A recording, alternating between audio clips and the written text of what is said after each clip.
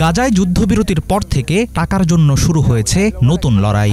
Israeli আগ্রাসনে অর্থনৈতিক ধসের কারণে বন্ধ হয়ে গেছে নগদ অর্থের প্রবাহ। ধ্বংসপ্রায় ব্যাংকগুলো খুলছে ঠিকই, কিন্তু সেগুলো পরিণত হয়েছে হতাশার প্রতীকে। সামান্য যে কটা টাকা হাতে আছে খরচ করতে গেলেই পড়তে হচ্ছে দালাল ও মুনাফাখোরদের ফাঁদে। বাজার করতে, বিল দিতে কিংবা ওষুধ কিনতে গাজাবাসীকে সহ্য করতে হচ্ছে অকল্পনীয় ভোগান্তি। আর্থিক এই দুর্ভিক্ষ থেকে কবে মুক্তি পাবে যুদ্ধবিধ্বস্ত গাজা? নগদ টাকার অভাবে গাজায় কার্যত ভেঙে পড়েছে অর্থনৈতিক কার্যক্রম। পণ্যের দাম আকাশছোঁয়া হলেও কেনার সামর্থ্য নেই কারো। যারা একসময় মাস শেষে বেতন পেতেন তাদেরও নগদ টাকার জন্য দিতে হচ্ছে মোটা কমিশন। ব্যাংকে গিয়ে দিনের পর দিন পার করেও মানুষ ফিরছে খালি হাতে।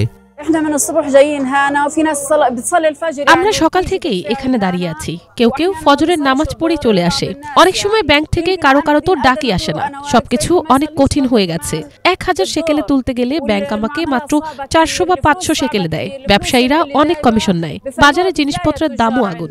আগে ব্যাংকের কাজ 1 ঘন্টারও কম সময় লাগতো, এখন লাগে 10 ঘন্টা। এত কিছু পরে হাতে পাওয়া যায় মাত্র 400 বা 500 শেকেলে। দুর্মূল্যের বাজারে এই কয়টা টাকায় কি বা কেনা যায়? বাজার কিংবা ব্যাংক কোথাও নগদ অর্থ না থাকায় বিকল্প পথে টাকা জোগাড় করতে বাধ্য হচ্ছে নিরুপায় গাজাবাসী। আর সেই অসহায়ত্বের সুযোগ নিয়ে 20 থেকে 40% বাড়তি কমিশন নিয়ে টাকা বিক্রি করছে অনেক ব্যবসায়ী।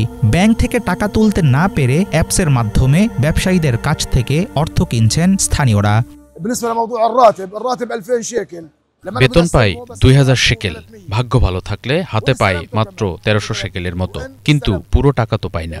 বাজারে টাকা নিয়ে গেলে তারা 50, 20, 10 শেকেলের নোট ভালো আছে কিনা দেখে তারপর নেই। ব্যাংকে নগদ টাকা নেই, শুধু কাগজে কলমে লেনদেন করা যায়। অ্যাপ দিয়ে ব্যবসায়ীদের কাছ থেকে বেতনের টাকা বের করতে 30 থেকে 40% কমিশন দিতে হয়। যুদ্ধবিধ্বস্ত গাজায় অনেকে বেঁচে থাকার তাগিদে পুরনো ছেঁড়া নোট মেরামত করে সামান্য উপার্জন করছে। কেউ আবার মোবাইল অ্যাপে অর্থ পাঠিয়ে কিনছে ডিম, চিনি কিংবা 1 টুকরো রুটি। সেখানেও গুনতে হচ্ছে মোটা অঙ্কের বাড়তি ফি। যুদ্ধ শুরু হওয়ার পর থেকে আমরা কষ্টে আছি। ব্যাংক নোট সব নষ্ট হয়ে গেছে। আমি এসব ঠিকঠাক করি যেন চালানোর মতো হয়। ব্যবসায়ীরা এমন নোটের জন্য কম দাম দেয়। প্রতি 100 শেকেলে 20 শেকেল লস। 2 বছরের যুদ্ধে আমাদের টাকা পয়সা নষ্ট হয়ে গেছে। আমার দৈনিক রোজগার 20 থেকে 30 শেকেল। এই টাকা দিয়ে টুকরো রুটি, রাতের জন্য একটু ডাল, ফালাফেলের মতো জিনিস নিতে পারি। সবজি বা অন্য কিছু কিনতেই পারি না। নগদ অর্থের প্রকট অভাবে জিনিসপত্র কেনাবেচার বদলে মানুষ আবার ফিরে যাচ্ছে বিনিময় ব্যবস্থার দিকে।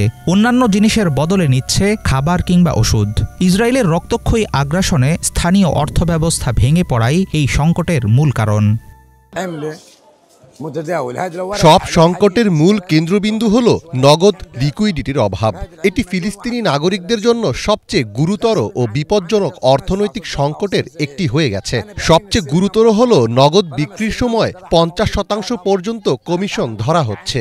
যুদ্ধের কারণে শিল্প, কৃষি, বাণিজ্য ও ব্যাংকিং সব খাতেই ধ্বংস হয়ে গেছে। গাজার প্রায় 90% ব্যাংকিং অবকাঠামো শেষ। পুরোপুরি স্থবির স্থানীয় অর্থনৈতিক চক্র। যুক্তরাষ্ট্রের প্রেসিডেন্ট ডোনাল্ড ট্রাম্পের ঘোষিত 20 দফা শান্তি পরিকল্পনাতে গাজার ব্যাংকিং ব্যবস্থা বা অর্থনৈতিক অবকাঠামো পুনর্গঠনের কোনো রূপরেখা নেই। ফলে যুদ্ধবিরতি চলমান থাকলেও নগদ টাকার জন্য স্থানীয়দের লড়তে হচ্ছে এক অসহনীয় লড়াই। এমন আর্থিক অভিশাপ নিয়ে কতদিন টিকবে স্থানীয় বাজার ব্যবস্থা? গাজায় কিভাবে ফিরবে স্বাভাবিক পরিস্থিতি? সেসব নিয়ে দেখা যায়নি কোনো আশু সমাধানের আশা। হাফিজুল ইসলাম, বাংলা ভিশন।